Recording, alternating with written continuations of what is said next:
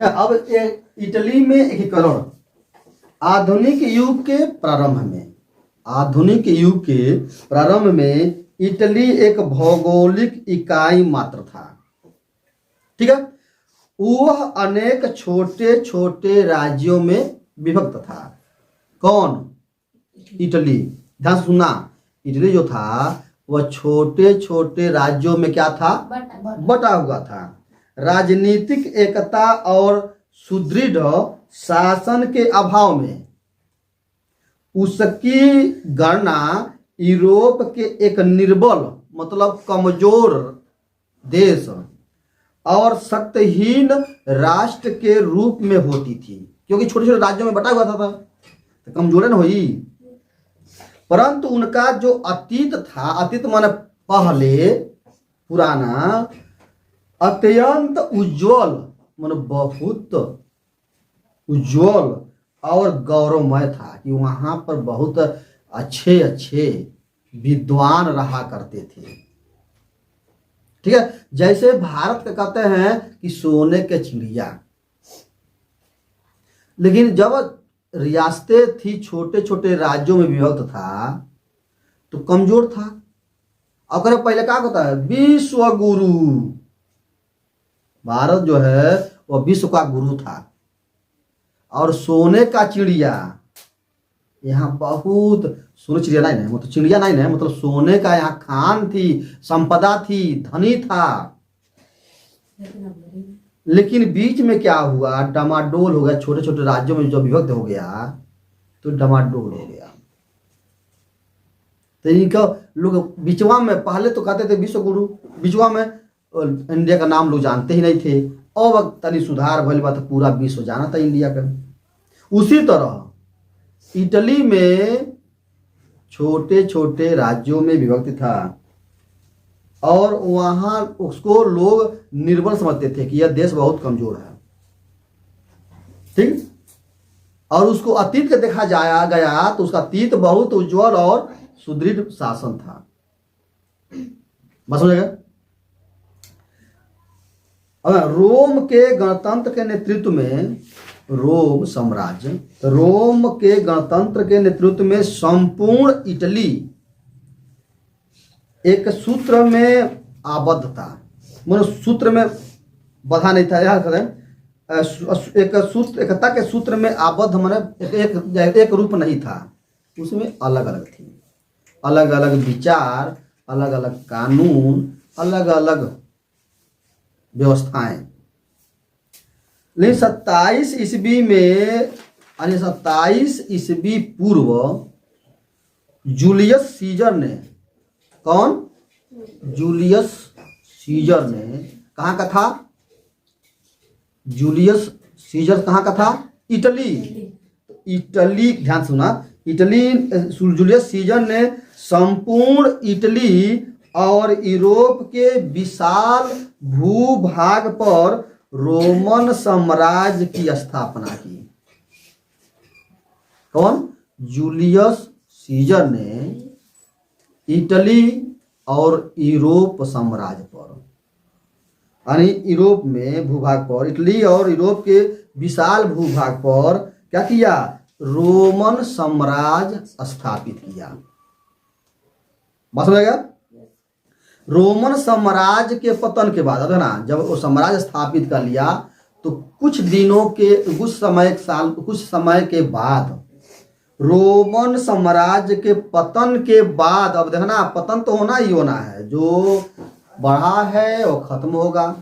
तो कुछ समय के बाद क्या होता है? वह चीजें धीरे धीरे, अब वो आदमी नहीं रहता है। जैसे मान लो हमने क्षेत्र संसार राज्य बनाया, चाहे हमने एक बनाया क्षेत्र, उसके बाद वह उसमें हम बहुत सा विकास करेंगे और बढ़ाएंगे, लेकिन हम नहीं रहेंगे तो हमारे कानून रहेंगे, लेकिन जो हमारा उत्तराधिकारी होगा अगर कमजोर होता जाएगा तो वह जो भी हमारा बनाया हुआ सिस्टम है वह धीरे धीरे पतन होती जाएगी। बस हो गया। उसी तरह अब रोमन साम्राज्य पतन होने लगा। तो रोमन साम्राज्य के जब पतन होने के बाद इटली जो थी वह इटली में क्या थी, विकेंद्रीकरण और विघटन की शक्तियां प्रबल होती गई। अदना विघटन की शक्तियां, विघटन माने अलग, अदना केंद्रीकरण होने लगी। अब दूसरा नियम बदल गया, विकेंद्रीकरण और विघटन की शक्तियां प्रबल उठी और राजनीतिक एकता समाप्त हो गई। तीसरी शताब्दी ईस्वी में कैथोलिक चर्च, अब इटली में कैथोलिक चर्च, तो कैथोलिक चर्च में प्रमुख पोप ने रोम में अपनी सत्ता की स्थापना कर ली। इटली में कैथोलिक चर्च में जो पोप होता था, जो कहता था, पूरा इटली में माना जाता था उस कहानी पर। तो अब क्या किया, वह उसकी प्रमुख पोप ने रोम में अपनी सत्ता का की स्थापित कर ली। अब जो कहे वही कानून, वही सब कुछ बन जाए। 15वीं शताब्दी से लेकर और 18वीं शताब्दी तक इसके बीच के जो समय में यूरोप की विभिन्न शक्तियों ने, यानी यूरोप में जितनी भी शक्तियां, यूरोप में शक्तियों ने इटली पर अपना प्रभाव स्थापित करने का प्रयास किया, इटली पर अपना प्रभाव स्थापित किया जाए। ठीक,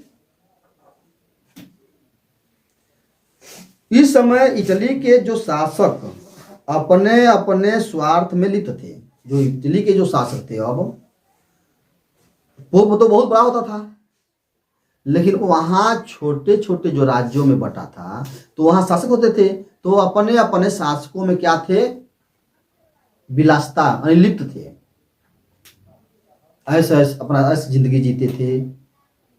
जैसे हमारे भारत में कितने राज्य हैं, 28 राज्य हैं। तो 28 राज्य मतलब 28 मुख्यमंत्री हैं और 9 केंद्र शासित प्रदेश है। तो 28 राज्य जो हैं वो अपने अपने अनुसार काम कर रहे हैं, लेकिन उनका भी एक ये है दबाव केंद्र का। क्या है, केंद्र का मसलन। लेकिन यहाँ जो था, यह छोटे छोटे राज्यों में बटे थे, तो यहाँ के जो शासक थे वह विलासिता में लिप्त थे और अपने स्वार्थ के लिए सब करते थे। अपने स्वार्थ को पूर्ण करने के लिए आपसी प्रतिस्पर्धा में लगे हुए थे कि हम उनसे कम नहीं, हो राज्य उतना बड़ा तो हम भी राज्य हम ही करें। तो अपने अपने राज्य की प्रबल बनाने के लिए, अपनी स्वार्थ के लिए वह प्रतिस्पर्धा में लगे थे, कंपटीशन में लगे हुए थे। पता है, अपने प्रतिस्पर्धा पर विजय प्राप्त करने के लिए जो राष्ट्रीय आकांक्षाओं का बलिदान करने के तैयार, जो राष्ट्र की क्या आकांक्षा है, क्या मांग है, उस पर वो ध्यान नहीं देते थे। उस पर वो ध्यान नहीं देते थे कि मान लो आवश्यकता हमारे राज्य की पानी की, लेकिन वह अपने अनुसार अपने स्वार्थ के लिए वो पानी नहीं देते थे। तो वह राष्ट्र की आकांक्षाओं को क्या करते थे, हनन करते थे, वह नहीं मानते थे, नहीं देते थे, और अतः उनकी पराजय हो जाती थी। अब देखना हो गया, प्रतिस्पर्धा लगे थे, आकांक्षाओं को बलिदान करने के लिए तैयार थे एवं विदेशी शक्तियों से सहायता लेने के भी तैयार है। और क्या करते थे, अपनी शक्ति को बढ़ाने के लिए विदेशी शक्तियां लेने के लिए भी वह तैयार रहते थे कि मान लो हमें, हमारे राज्य में भी यही हुआ, हमारे देश में, भारत में भी यही, जब छोटे छोटे राज्यों में विभाजित था, ठीक है, तो क्या करते थे, एक राजा दूसरे राजा को मारने के लिए, दूसरा राज्य हड़पने के लिए, भूमि लेने के लिए, ताकि ये विदेशी आक्रमणकारियों को बुलाए, उनसे साठ गांठ कर लिए कि आइए हमारी मदद कीजिए, हम आपको जो कहेंगे वो करेंगे। वो सोचना सही बात है, इनके मिल के अब ये ताकत बढ़ गई, दूसरे राज्य पर आक्रमण कर देना, दूसरे राज्य पर, रियासत पर, अब वो का हरा देना। आज जब वो जीत लहना तो कहना कि हम कहीं राज्य ना दे दो, तो ना जमीन दिया गई, लोग भूमि दिया गया, ना रियासत ना राज्य दिया गई थोड़ा सा। अब उन्होंने कारोबार करे विदेशी, धीरे धीरे धीरे धीरे यही हम क्या हो गए, हम अंग्रेजों के गुलाम हो गए। अब वहाँ बैठल, अब वहाँ स्थापित किया, अपने कंपनी स्थापित किया, कंपनी से अपना शासक धीरे धीरे अब उनको मरवाने कर, इनको मरवाया, इनसे उनसे, उनको मरवाया, उनको उनसे मरवाया, और धीरे धीरे अंग्रेजों ने क्या किया, पूरे भारत पर राज कर लिया। उसी तरह इटली में भी जो शासक होते थे अलग अलग क्षेत्रों का, वह विदेशियों का भी सहायता लेने के लिए निमंत्रण देते थे, सहयोग लेते थे। ठीक है। इसके फलस्वरूप यह हुआ कि जो इटली यूरोप की विभिन्न, यानी इटली जो थी वह यूरोप के विभिन्न शक्तियों के संघर्ष का केंद्र बन गया। क्या बन गया? संघर्ष का केंद्र बन गया सभी का। और ना जो यूरोप के विभिन्न शक्तियों का वह संघर्ष का केंद्र बन गया। अब आते हैं वियना कांग्रेस। ये लिख लेंगे थोड़ा सा हेडिंग आप, वियना कांग्रेस ये क्या थी?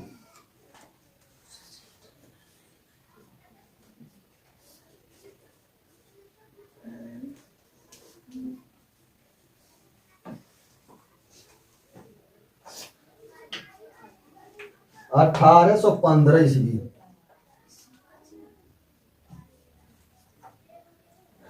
इटली।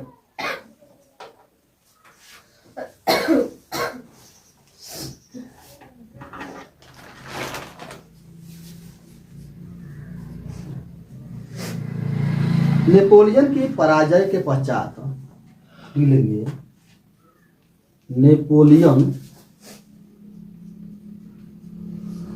के पराजय के पश्चात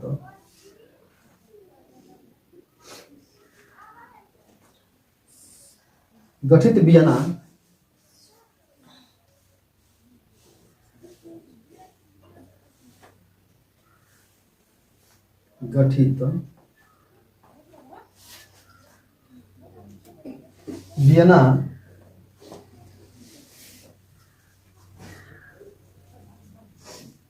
कांग्रेस, वियना कांग्रेस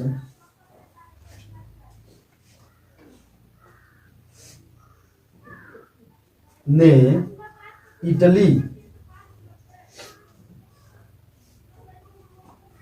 की राष्ट्रीय भावनाओं की, इटली की कौन इतना ये संगठन वियना कांग्रेस, ये इटली की जो संगठन थे, तो नेपोलियन के पश्चात गठित वियना कांग्रेस ने इटली की राष्ट्रीय भावनाओं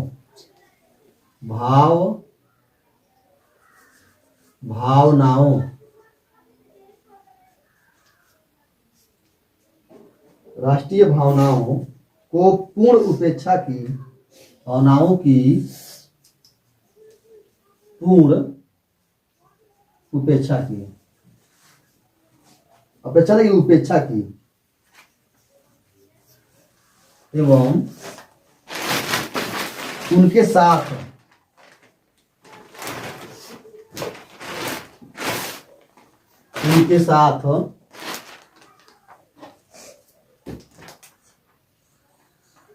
ऐसा व्यवहार किया, उनके साथ ऐसा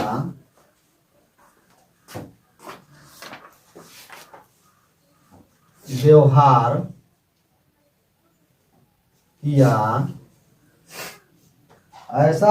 किया मानो वह शतरंज का मोहरा किया, मानो वह शतरंज के खेल का मोहरा हो, शतरंज के खेल का मोहरा हो। अब यह हुआ नेपोलियन जब के पराजय के पश्चात हुआ कि जो गठित वियना कांग्रेस का किया, इटली की राष्ट्रीय भावनाओं को पूर्ण उपेक्षा की और उनके साथ ऐसा यह व्यवहार किया वियना कांग्रेस ने कि वह शतरंज के खेल का मोहरा बन गया। मोहरा था। 1815 ईस्वी में ये हुआ कि 1815 ईस्वी में वियना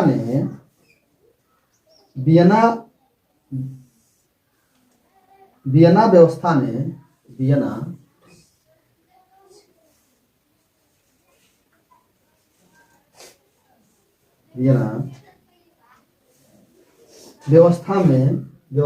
वियना व्यवस्था ने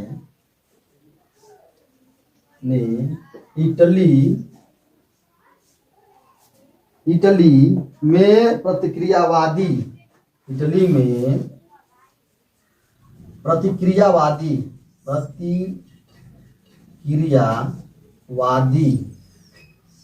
और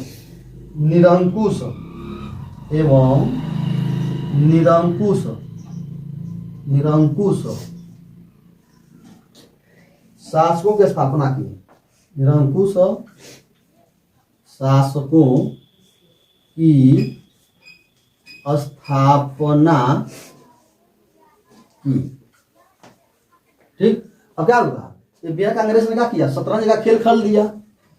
किसके राष्ट्रीय भावनाओं के साथ कहा ठीक है, लेकिन ऐसा चाल चला कि वहां पर निरंकुश शासक स्थापना कर दी। प्रतिक्रियावादी और निरंकुश शासक स्थापित कर दी। कौन? ये संस्था वियना कांग्रेस 1815 ईस्वी में। बस हो गया। फर्डिनेंड प्रथम ने, अब क्या हुआ, फर्डिनेंड प्रथम ने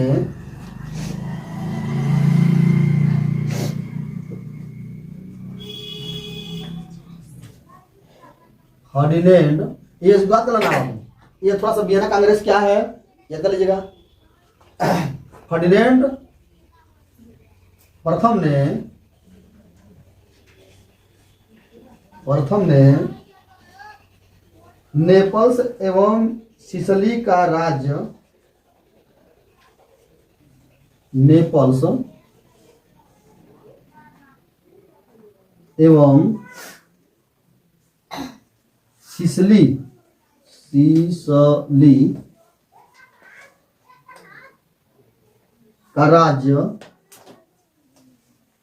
का राज्य पुनः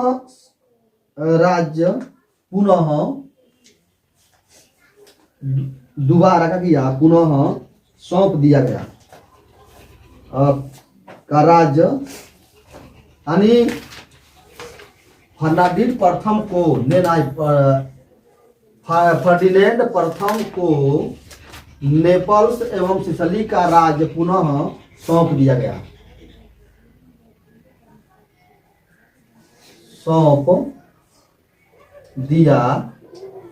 ध्यान दीजिएगा, यह फर्डिनेंड प्रथम को नेपल्स एवं सिसिली का जो राज्य था उनको पुनः दे दिया गया, पुनः मिल गया।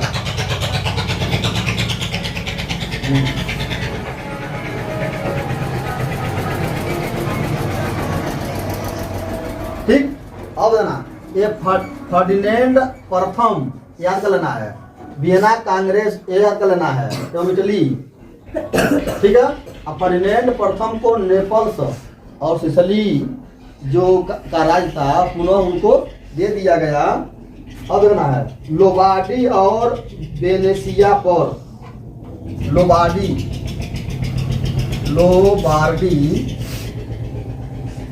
नाम याद कर लेना है, लोबार्डी और वेनेसिया।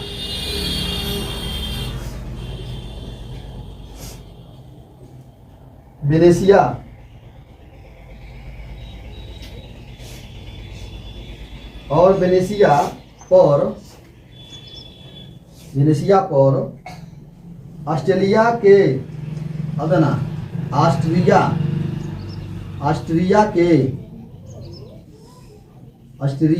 के हैब्सबर्ग वंश का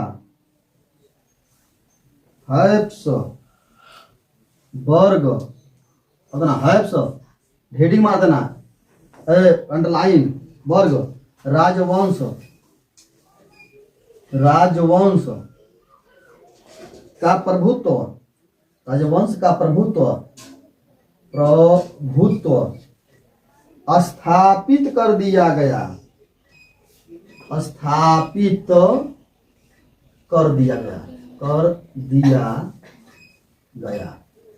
अब देखो क्या किया, लेबार्डी और वेनेसिया पर, ये दो जगह है इटली में, यूरोप में, और इस पे ऑस्ट्रेलिया के हैसनबर्ग राजवंश, जो हैसनबर्ग राजवंश था, वह हैसनबर्ग चलता रहा था राजतंत्र, उनको, उनका जो प्रभुत्व था वह इन जगहों पर स्थापित कर दिया, लेबार्डी और वेनेसिया पर।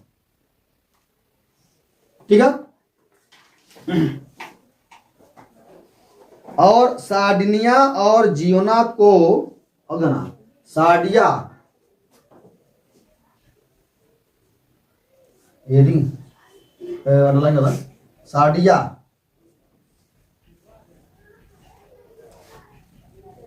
सार्डिया, सार्डिनिया, सार्डिया, सार्डिनिया,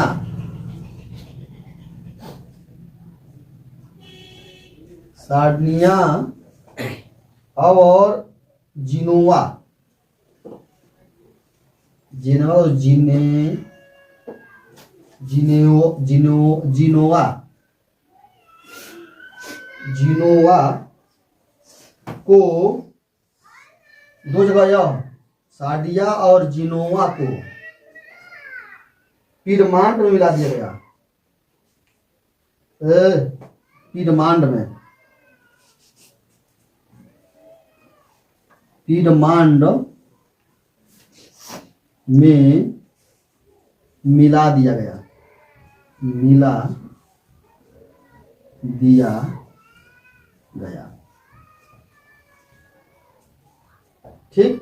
इस राज्यों में क्रांतिवादी और निरंकुश राजाओं का शासन स्थापित एवं सभी राज्यों पर ऑस्ट्रेलिया का वर्चस्व हो गया। अब आते इटली में एकीकरण के लिए मार्ग में बाधाएं का जो एकीकरण कर के लिए जो पहला प्रयास किया गया वह 1815 से लेकर 1848 तक यह प्रयास रहा। एकीकरण के लिए जो मार्ग बाधाएं बनी इटली के लिए, तो इटली की एक राज्य के रूप में संगठित होने के पक्ष में अनेक प्रेरक तत्व थे कि संगठन बनाया जाए और संगठन बने भी।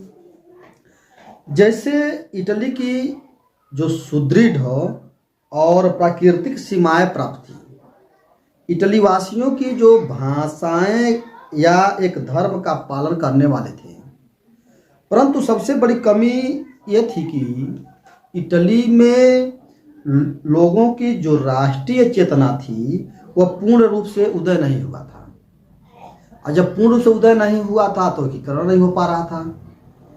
इटली की जो संयुक्तिकरण था या कहें एकीकरण के जो निम्नलिखित प्रमुख बाधाएं थी वह यह थी कि ऑस्ट्रेलिया का जो प्रभुत्व था, जो ऑस्ट्रेलिया का प्रभुत्व था वो इटली की एकीकरण के कार्य में वो हमेशा क्या करती थी, बाधा डालती थी, और बाधा जो था वह हमेशा रुकावट बन जाती थी, वही बाधा रुकावट बन जाती थी। और इटली के अनेक राज्यों पर ऑस्ट्रिया के जो हैब्सबर्ग राजवंश था वह राजवंश का राजकुमार शासन कर रहे थे। अब ये कि उसने कहा था कि ऑस्ट्रेलिया इटली की स्वतंत्रता का प्रमुख शत्रु है। दूसरा बात यह था कि जो रोम थी, रोम पर पोप का आधिपत्य था, रोम पर, पूरे रोम पर पोप का पूरा आधिपत्य था उस समय 1815 ईस्वी में। अब रोम पर जो पोप का सत्ता समाप्त करना एक बहुत बड़ा कठिन कार्य था, क्योंकि वह ऐसे सिस्टम बन गया था कि उसको ख़त्म करना कहीं न कहीं बहुत डिफिकल्टी होती थी। और डिफिकल्टी हुई क्योंकि उसे यूरोप के कैथोलिक शासकों और जनता का पूर्ण समर्थन था, इसलिए वह पोप का आधिपत्य था। इटली के एकीकरण के लिए रोम का जो विलीनीकरण ही आवश्यक था, कि जब रोम इटली का जो एकीकरण किया जाए तो उसमें यह था कि रोम की जो विलीनीकरण मन एक कर कर वह बहुत आवश्यक था कि एकीकरण करना। और तीसरा था कि समय समय पर यूरोप की जो शक्तियां थी वह इटली के कार्यों में हस्तक्षेप करती थी, इसलिए इटली की जो एकीकरण के लिए राष्ट्रवादियों द्वारा किए गए प्रयास असफल हो जाते थे कहीं कहीं। चौथा ये था उसमें कि इटली के जो शासकों की जो पारस्परिक ईर्ष्या थी और वैमनस्य की जो एकीकरण में वो बाधक था। उनका परस्पर क्या करते थे, हमेशा वो ईर्ष्या करते थे, यही उनका क्या था, वो कारण था। इटली की जनता में एकता और संगठन का अभाव था, क्योंकि वहाँ की जनता संगठित हो नहीं पाती थी, यही बहुत बड़ी एक कारण थी। गणतंत्रवादियों की जो अलग अलग मार्ग थे, पोप के समर्थन उसकी अध्यक्षता में इटली के एकीकरण करना चाहते थे और विदेशी शक्तियों ने इसका पूरा पूरा लाभ उठाया। एकीकरण की जो प्रयास किया गया प्रथम प्रयास में तो 1815 से लेकर 1848 तक किया गया, लेकिन उसमें हुआ कि पहला जो प्रयास था, प्रयास जो है वो पहला प्रयास था नेपोलियन बोनापार्ट का प्रयास। अब हम बता रहे हैं पहला जो प्रयास था उनमें कौन कौन थे प्रयास में, वह मैं आपको बता दे रहा हूँ चार्ट के माध्यम से। तो यहाँ देखें, जो पहला जो प्रयास में था वो नेपोलियन बोनापार्ट वह प्रयास में था। अब जो नेपोलियन बोनापार्ट का जो प्रयास रहा,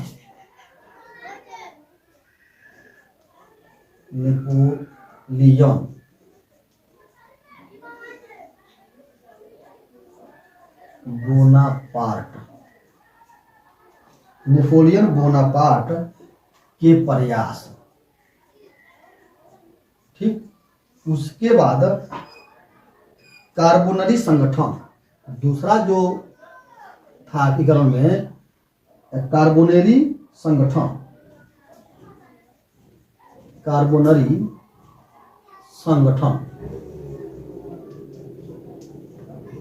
तीसरा इसमें था नेपल्स का विद्रोह,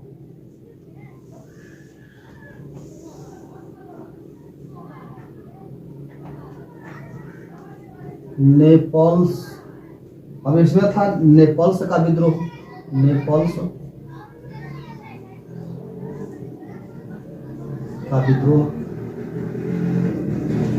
का विद्रोह जो 1820 में हुआ था, 1820 में। उसके बाद है पीटमांड का विद्रोह,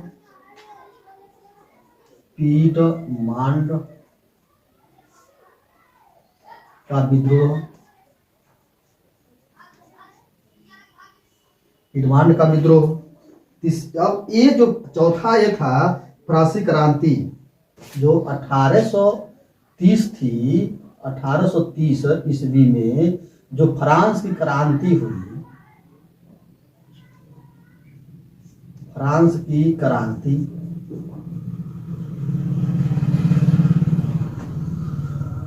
और था मेजन यंग इटली। अब यंग इटली,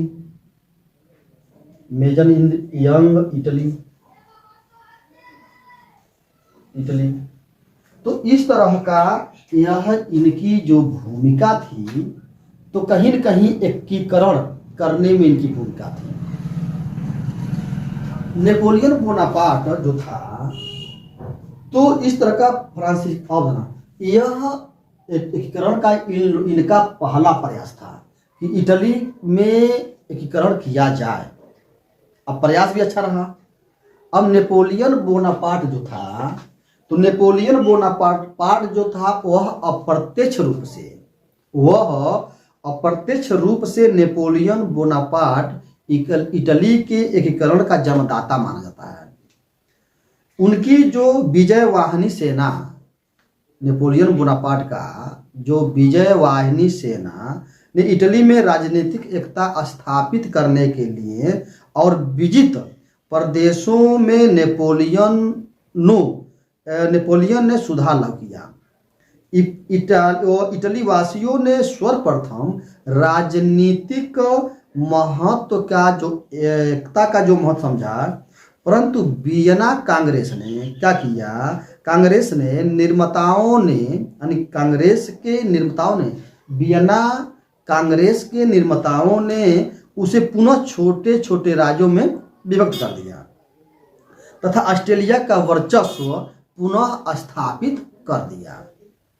फिर जो कार्बोनरी जो संगठन हुआ, तो कार्बोनरी संगठन इटली वासियों के, जो इटली के वासी थे, वह निरंतर विदेशी बंधन से मुक्त होने का प्रयास कर रहे थे, ठीक।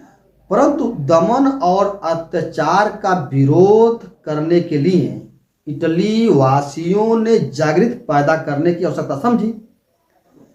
इस उद्देश्य से देश के कोने कोने में क्रांतिकारियों ने गुप्त संस्थाओं का निर्माण किया और इनमें कार्बोनरी नामक संस्था सबसे प्रमुख रूप से उभरी। इन संस्थाओं का जो उद्देश्य था वह यह था कि विदेशियों को इटली से तथा इटली से बाहर निकालना और इटली को संवैधानिक स्वतंत्रता दिलाना था कार्बोनरी संगठन का।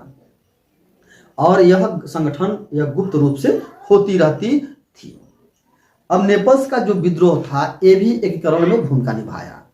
नेपल्स का विद्रोह, तो नेपल्स का जो विद्रोह था 1820 ईस्वी में, वह स्पेन में क्रांति हुई और इससे प्रेरणा लेकर नेपल्स की जनता ने विद्रोह कर दिया। नेपल्स की जनता ने क्या किया? विद्रोह कर दिया। और विद्रोहियों की मांगों को नेपल्स ने शासक फर्डिनेंड प्रथम ने स्वीकार कर लिया। और नेपल्स के शासक विद्रोहियों की मांगों को, जब यहाँ विद्रोह किया गया नेपल्स का विद्रोह में, तो नेपल्स वाले जब विद्रोह किए तो वह क्या किए? नेपल्स के शासक जो थे फर्डिनेंड प्रथम ने क्या किया? स्वीकार कर लिया। परंतु मन से वह उदारवादी शासक की शासक का इच्छुक नहीं थे। अतः उन्हें ऑस्ट्रेलिया की सेना की मदद विद्रोह का दमन कर दिया। उसके बाद क्या हुआ? पिरामंड का विद्रोह हुआ। तो पिरामंड का जो विद्रोह, नेपल्स के विद्रोह का समाचार पाकर पिरामंड में भी विद्रोह हो गया। इसके बाद तो नेपल्स के विद्रोह के बाद पिरामंड में भी क्या हो गया? विद्रोह हो गया। उनमें खलबली मच गई। और जब खलबली मच गई तो कहीं न कहीं वहाँ भी अब क्या हुआ? मानो वहाँ की जनता के मन में यह बात हो गई कि कहीं न कहीं एकीकरण किया जाए और जो कुरीतियाँ है उसके विरोध किया जाए।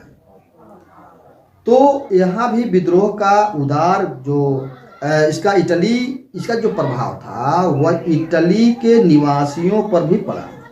तो पिरामंड, पार्मा, मोडेना और पोप के राज्य की जनता ने भी विद्रोह कर दिया।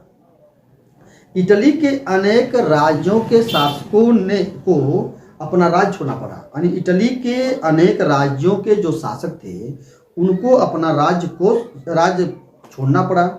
परंतु ऑस्ट्रेलिया के जो हस्तक्षेप के कारण ये हुआ कि राष्ट्रवादी सफल नहीं हो सके।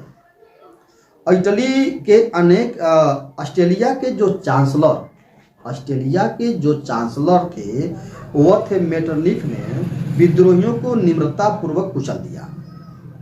इटली के जो ऑस्ट्रेलिया के जो चांसलर थे, कौन? मेटरनिख ने विद्रोहियों को निर्ममता पूर्वक कुचल दिया। जो उसका निर्ममता पूर्वक वह कुचल दिया। यह विद्रोह इसलिए सफल हुए क्योंकि अभी इटली के विभिन्न राज्यों की जनता जो थी वह विद्रोह के लिए पूर्ण रूप से तैयार नहीं थी। और तैयार न होने के कारण वो क्या हो गया, वह विद्रोह जो था वह इटली के प्रतिक्रियावादी राज्यों की निर्बलता को स्पष्ट कर दी और स्पष्ट कर दिया कि इन राज्यों की रक्षा तभी हो सकती है जब तक ऑस्ट्रेलिया उनकी रक्षा करने की सक्षम न हो। ये थी।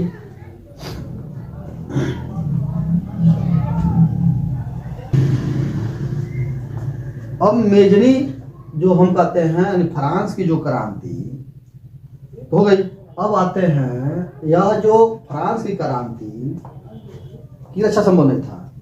अब मेजनी की जो यंग इटली था वह 1830 ईस्वी में हुए विद्रोह का दमन के पश्चात प्रतिक्रियावाद की शासकों ने हजारों व्यक्तियों को बंदी गृह में डाल दिया और जब डाल दिया तो उन्हें देश से निर्वासित कर दिया और इसके प्रतिक्रिया स्वरूप इंडिया में एक आंदोलन प्रारंभ हुआ और वही आंदोलन जिसे पुनरावृत्ति के नाम से जाना जाता था। तो यह रहा इटलीकरण का पहला प्रयास जिसमें अपने अपने समय में उस समय में नेपोलियन बोनापार्ट का प्रयास रहा। उसके बाद कार्बोनरी संगठन हुई, कार्बोनरी संगठन नेपल्स का विद्रोह हुआ और नेपल्स के पार पीरामंड का विद्रोह हुआ और पीरामंड के बाद फ्रांस की क्रांति हुई। फिर यंग इंडिया का निर्माण किया गया। उसके बाद जो 1848 ईस्वी में फ्रांसीसी क्रांति के जो परिणाम स्वरूप आए वह ऑस्ट्रेलिया में विद्रोह हुआ और वहाँ के जो शासक था मैटरनिख की पतन हो गया। और जब इस समाचार ने संपूर्ण इटली में जब हुआ तो संपूर्ण इटली में विद्रोह की ज्वाला भड़क उठी और मिलान, वेनिस, मेडेना, पार्मा आदि स्थानों पर विद्रोह हो गया क्योंकि वो स्थान था। और पीडमांड के शासक चार्ल्स एल्बर्ट ने यानी पीडमांड के जो समय शासक थे वो शासक चार्ल्स एल्बर्ट ने ऑस्ट्रेलिया के विरुद्ध युद्ध की घोषणा कर दी है। अब उनकी सहायतार्थ टस्कनी, नेपल्स और पोप के राज्यों से भी जो सेनाएं आ गई। परंतु धीरे धीरे क्या हुआ तो इटली के शासक युद्ध से पृथक होते गए और जुलाई 1848 ईस्वी में कुस्टोजा जगह के युद्ध में चार्ल्स एल्बर्ट की पराजय हुई और लोम्बार्डी और वेनेसिया पर ऑस्ट्रेलिया ने पुनः अधिकार कर लिया। इसी मध्य पोप पायस नवम ने अपनी प्रजा को दी गई सभी सुविधाओं को क्या किया, रद्द कर दिया। और जब रद्द कर दिया तो पहले उनकी जो सहानुभूति उदारवादियों के साथ थी, परंतु वह ऑस्ट्रेलिया के कैथोलिक राज के साथ लंबे संघर्ष से स्वयं को अलग रखना चाहता था। इस परिस्थिति में रोम में विद्रोह पैदा हो गई। अब मैजिनी ने गौरीबांडी की सहायता से क्या किया, घोषणा करके कि इस समय नेपोलियन तृतीय ने रोम में सैनिक हस्तक्षेप किया तथा पोप की सत्ता को पुनः स्थापित किया जिससे राष्ट्रवादियों की आकांक्षा पूर्ण नहीं हो सकी। इटली की जो एकीकरण थी वह एकीकरण की विभिन्न चरण थी। जो चरण उनका थी, इटली का जो चरण था वह देखें, इटली की एकीकरण की विभिन्न चरण है। इटली की एकीकरण का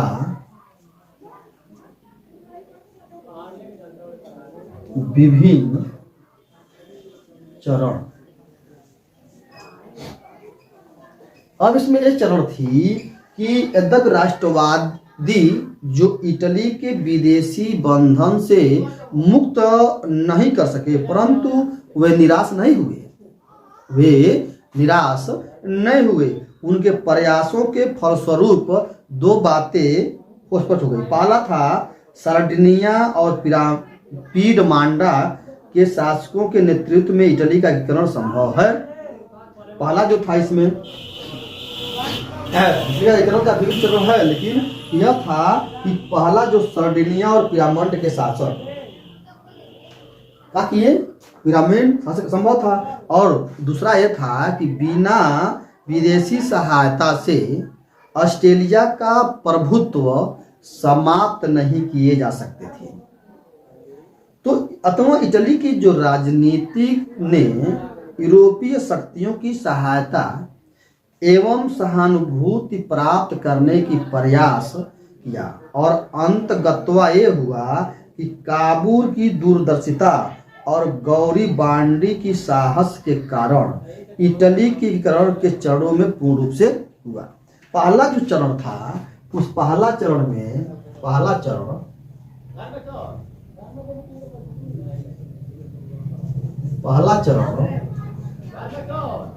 1859 ईस्वी में लोबांडी का विलीनीकरण,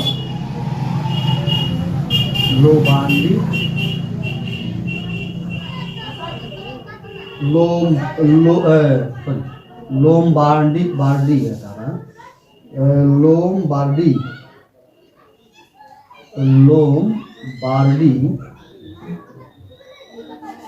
का एकीकरण, लोम्बार्डी का विलीनीकरण।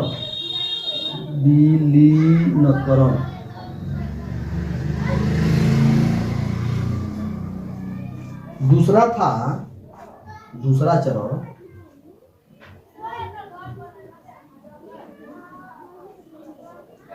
चरण था वह 1860 ईस्वी में मध्य और दक्षिण इटली की रियासतों का विलीनीकरण। लोम्बार्डी तो मध्य एवं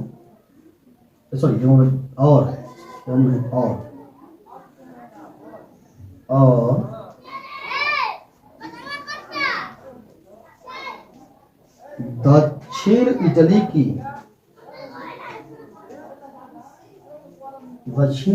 की रियासतों का विलीनीकरण।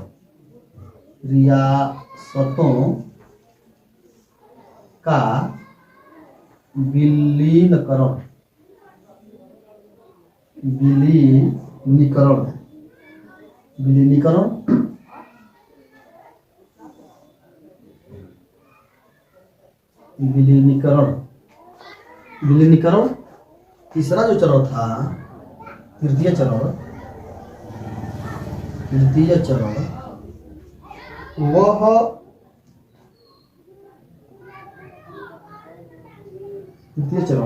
1860 में भी रहा, और यह था सिसिली और नेपल्स पर अधिकार। सिसिली और नेपल्स पर अधिकार।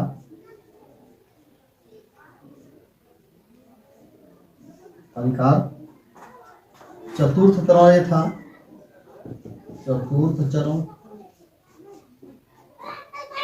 1866 ईस्वी में 1866 ईस्वी में वेनेसिया का विलीनीकरण।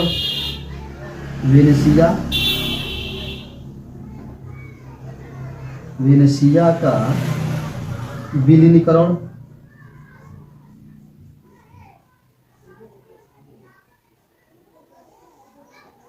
और पांचवा था पंचम चरण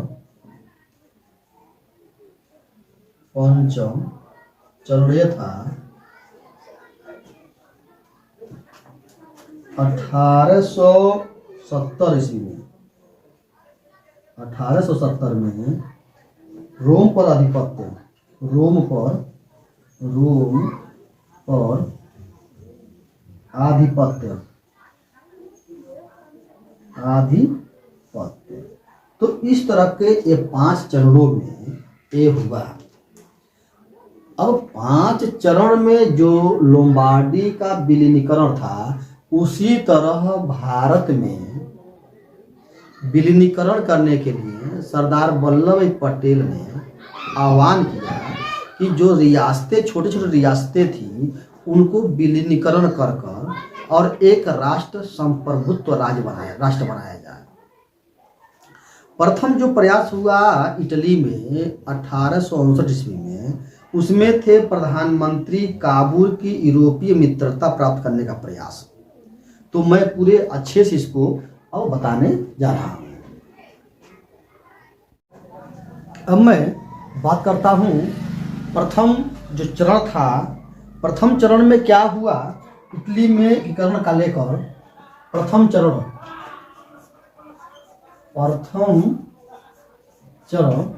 जो 1859 ईस्वी में हुआ था, इसमें होता कि प्रथम चरण में 1859 ईस्वी में प्रधानमंत्री काबूल के यूरोपीय मित्रता प्राप्त करने का प्रयास किया। क्या किया? तो प्रथम जो इसमें था, प्रधानमंत्री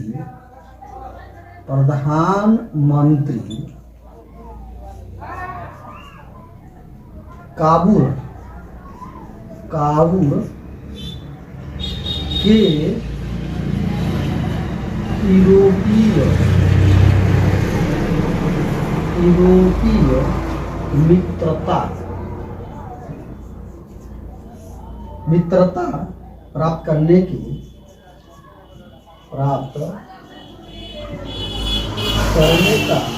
प्रयास किया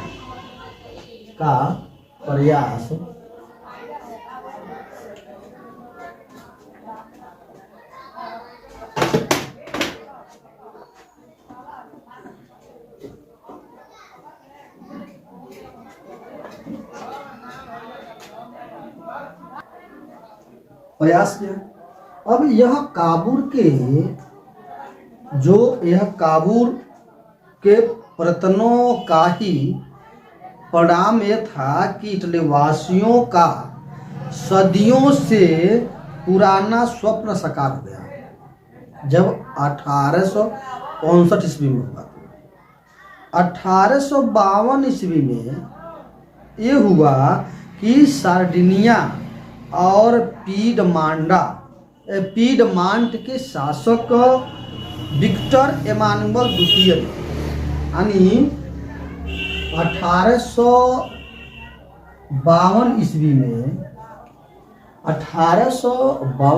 में ये हुआ कि सार्डिनिया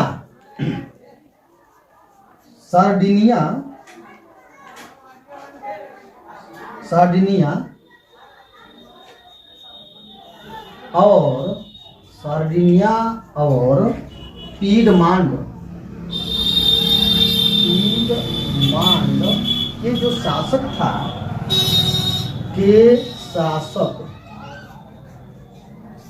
शासक विक्टर एमानुएल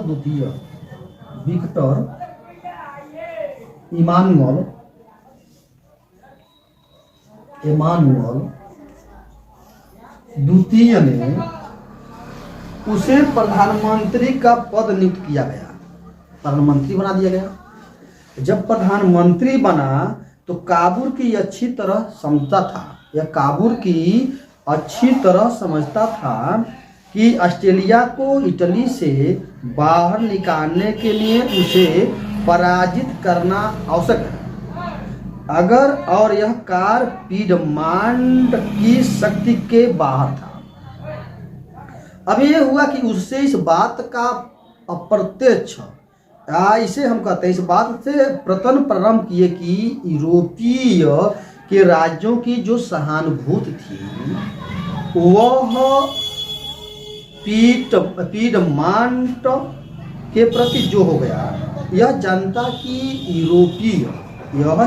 की यूरोप की बड़ी शक्तियों में से इंग्लैंड एवं फ्रांस ही उसे सहायता दे सकते थे।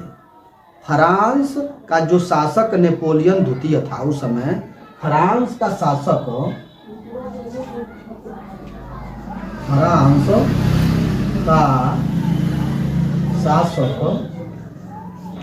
जो फ्रांस का शासक था, यानी फ्रांस का शासक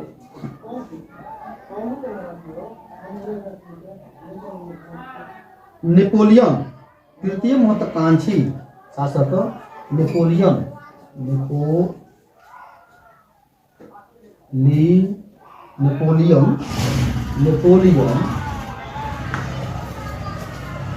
तृतीय ने यह बहुत ही महत्वाकांक्षी था और यह राष्ट्रता की समर्थक था। ये राष्ट्रवादी भी था और महत्वाकांक्षी था। फ्रांस की सेना भी उच्च कोटि की थी, क्योंकि सेना भी वह फ्रांस में बहुत अच्छी थी। इसलिए काबूल ने फ्रांस से मित्रता का संबंध बनाया और उसने एक बार कहा था कि हम चाहें या न चाहें, हमारा भाग्य फ्रांस पर निर्भर है। यूरोपीय मित्रता का पतन करते हुए ऑस्ट्रिया के साथ एक कूटनीतिक खेल किया और यूरोप में उसे अकेला करने का प्रयत्न किया। संयोगवश ये हुआ कि क्रीमिया के युद्ध ने जब इंग्लैंड और फ्रांस की सेनाएं रूस के विरुद्ध भीषण संघर्ष में लगी हुई थी, उसने फ्रांस, इंग्लैंड और रूस की सहानुभूति प्राप्त कर ली। ये था प्रथम चरण में। और ये देखिए, अब उसके बाद पलाम्बियर्स का समझौता हो गया। पलाम्बियर्स का जो समझौता पेरिस शांति सम्मेलन के पश्चात जो काबूल ने फ्रांस के शासक नेपोलियन तृतीय से वो बातचीत करना प्रारंभ कर दिया। नेपोलियन जो तृतीय थे वो स्वयं कार्बोनरी संगठन नामक गुप्त संस्था का सदस्य रह चुका था। अतः उनकी जो सहानुभूति गुप्त रूप से भेंट की और उसके साथ गुप्त समझौता कर लिया और यह समझौता पलाम्बियस के समझौता के नाम से विख्यात हो गया। जब कार्बोनिया में था नेपोलियन तृतीय, वह क्या किया, उस संस्था से जुट गया, कार्बोनेट संस्था से। और जब कार्बोनेट संस्था से जब जुट गया, कार्बोनरी संस्था से जब वो जुट गया तो वह समझौता कर और एक नया समझौता हो गया, पलाम्बियस समझौता। इस समझौते के अनुसार जो नेपोलियन के बदले में काबूल ने फ्रांस को नीस और सेवाएं के प्रदेश का वचन दे दिया, परंतु फ्रांसीसी सहायता जो थी वो सहायता प्राप्त करने के लिए आवश्यक था कि युद्ध की घोषणा ऑस्ट्रिया की तरफ से होनी चाहिए। संभवतः काबूल इस समय इटली का एकीकरण की कल्पना नहीं कर सकता था। नेपोलियन के साथ जब समझौता करते समय उसका उद्देश्य पिडमांट राज्य की उत्तरी इटली में वृद्धि करना था। उसके बाद पिडमांट ऑस्ट्रिया का युद्ध जो 1859 ईस्वी में हुआ, वो पलाम्बियस से लौटने के पश्चात काबूल ने सैनिक तैयारियां प्रारंभ कर दी और उसने भाषणों और समाचार पत्रों के माध्यम से ऑस्ट्रेलिया का भड़काना प्रारंभ कर दिया। ऑस्ट्रेलिया के माल पर चुंगी बढ़ा दिए और लोम्बार्डी और वेनेसिया के प्रदेशों में विद्रोह भड़काने का प्रयत्न किया। इटली की राजा के ग्रह जो शब्द था, यह शब्द ऑस्ट्रिया के लिए एक चेतावनी थी कि यूरोप के राष्ट्र विशेष इंग्लैंड के तत्कालीन परिस्थितियों की गंभीरता का सही अनुमान लगाया जाए। इंग्लैंड ने ऑस्ट्रेलिया और पीडमांट के मतभेद को दूर करने के लिए अंतर्राष्ट्रीय सम्मेलन बुलाने का प्रस्ताव रखा। फ्रांस ने भी इंग्लैंड का समर्थन किया, परंतु काबूर था वह शांति नहीं चाहता था। सौभाग्य से उसकी कूटनीति सफल रही और 23 अप्रैल 1959 ईस्वी को ऑस्ट्रेलिया ने पीडमांट को 3 दिन के अंदर अपनी सैनिक संख्या कम करने का आदेश दे दिया। जब उसने ऑस्ट्रेलिया की चेतावनी को अस्वीकार कर दिया तो परिणाम स्वरूप यह हुआ कि 29 अप्रैल 1859 ईस्वी में ऑस्ट्रेलिया ने पीडमांट के विरुद्ध युद्ध की घोषणा कर दी और काबूल की अभिलाषा पूर्ण हुई। इस अवसर पर उसने कहा, हमने बाजी लगाई है और इतिहास का निर्माण किया है। यह सूचना मिलते ही जो गैरीबाल्डी अपने समसेवकों सहित पीडमांट पहुंच गया और इटली के विभिन्न प्रदेशों से स्वयंसेवक पीडमांट पहुंचने लगे। पीडमांट की निस्सहायतार्थ फ्रांसीसी सेना से भी आ चुकी। फ्रांस इटली की संयुक्त सेनाओं ने मैगेंटा और सोल्फेरिनो के युद्ध में ऑस्ट्रेलिया बुरी तरह पराजित हो गया और उसे लोम्बार्डी खाली करने पर विवश किया। क्विंटर इमैनुअल द्वितीय ने पीडमांट के साथ लोम्बार्डी के विलीनीकरण की घोषणा कर दी और सेन मार्टिनो नामक स्थान पर दोनों देशों ने सेना ऑस्ट्रेलिया को पुनः पराजित कर दिया। अब बिलाफेंसा की जो संधि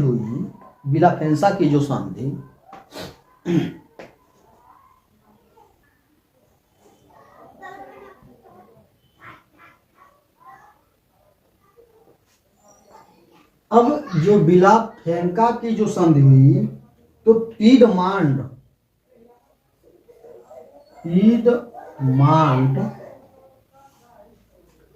की निरंतर सफलताओं से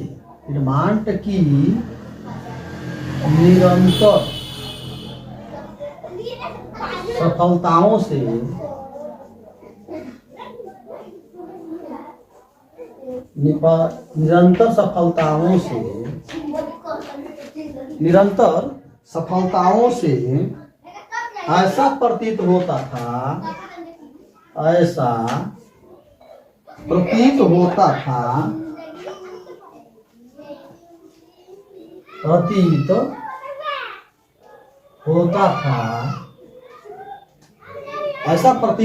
था कि पीडमांट का वेनेशिया पर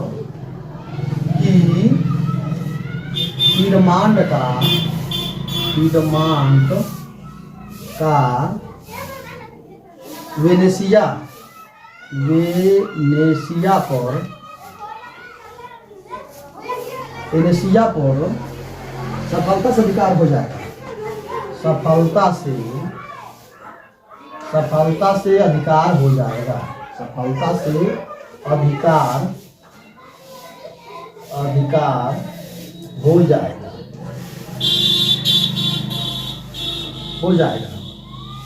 ये था। परंतु इसी समय नेपोलियन द्वितीय ने फिर क्या हुआ, लेकिन नेपोलियन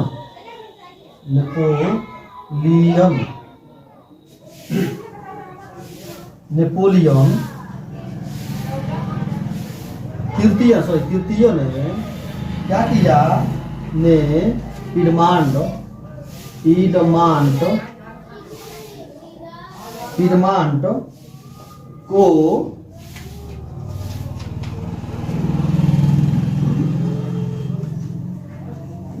को सलाह लिए बिना पीडमांट की सलाह लिए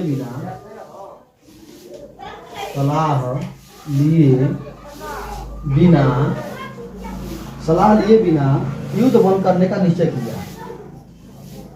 युद्ध बंद करने का निश्चय किया, निश्चय किया। किया। अब जुलाई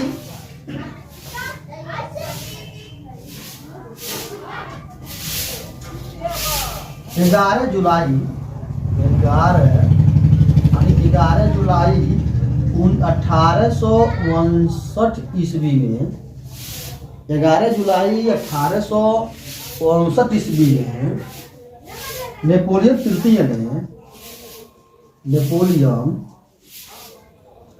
तृतीय ने क्या किया? ऑस्ट्रेलियन सम्राट के साथ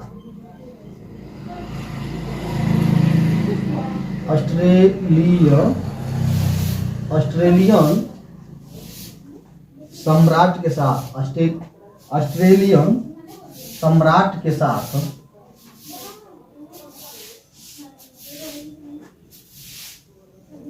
ने ऑस्ट्रेलियन सम्राट के साथ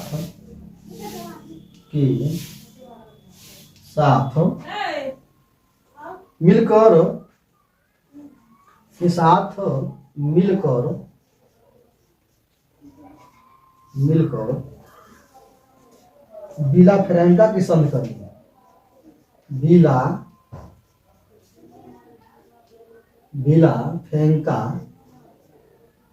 विला फ्रैंका यहाँ विला फ्रैंका है, विला फ्रैंका के साथ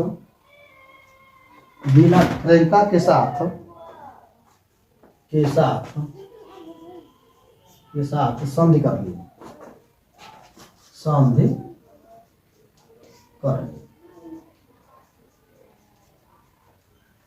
अब नेपोलियन द्वारा युद्ध के मध्य नेपोलियन द्वारा यह हुआ तो नेपोलियन द्वारा युद्ध का जो मद था, ऑस्ट्रिया से संधि कर लेने के कई कारण थे। पहला कारण यह था कि फ्रांस की जनता नेपोलियन तृतीय की नीति से संतुष्ट नहीं थी। पहला ये कारण था कि फ्रांस की जनता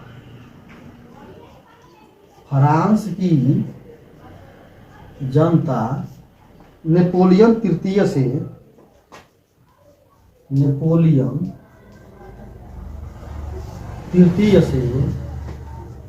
संतुष्ट नहीं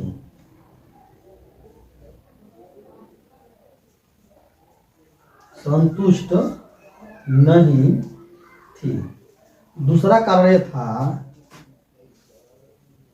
फ्रांस को प्रशा के हस्तक्षेप का आशंका हो गई। फ्रांस को प्रशा के हस्तक्षेप की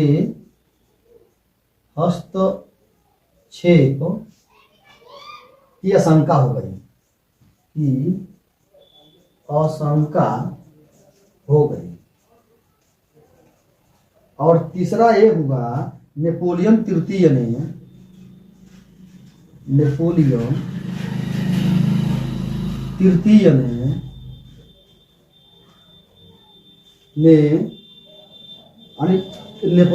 की बढ़ती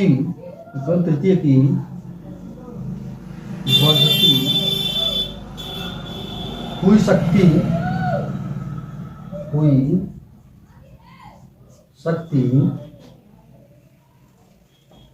एवं उसके नेतृत्व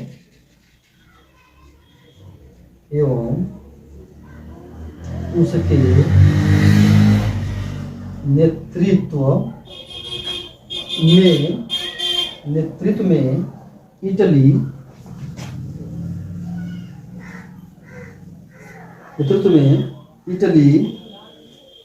के संघ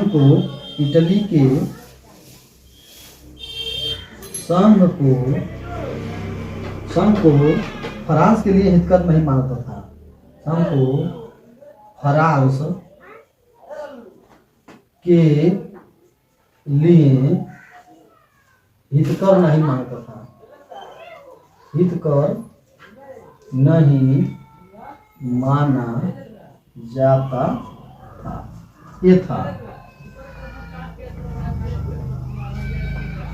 अब आते हैं जुरिच की संधि। अब जुरिच की जो संधि हुई वह विला फ्रैंका की संधि से काबूल बहुत ही क्रोधित हुआ और उसने नेपोलियन तृतीय का विश्वासघात निरूपित किया। उसने अपने सम्राट को युद्ध जारी रखने की सलाह दी, परंतु दूरदर्शिता का परिचय देते हुए सम्राट ने उनकी सलाह अस्वीकार कर दी। क्रोधित होकर काबूल ने प्रधानमंत्री के पद से त्यागपत्र दे दिया और वास्तव में पिडमांट की सेना के लिए असंभव नहीं था अकेले वह ऑस्ट्रिया का सामना कर सके। अतः सम्राट विक्टर एमानुएल द्वितीय ने ऑस्ट्रिया और फ्रांस के साथ जुरिच की संधि कर ली। इस संधि के अनुसार लोम्बार्डी पर पिडमांट और वेनेसिया पर ऑस्ट्रिया के आधिपत्य को स्वीकार कर लिया गया और इस प्रकार इटली के एकीकरण का प्रथम चरण पूरा हो गया। अब हम बात करते हैं द्वितीय चरण का, इटली का। तो मध्य इटली के राज्यों द्वारा विद्रोह हुआ, तो कैसे हुआ ये देखते हैं।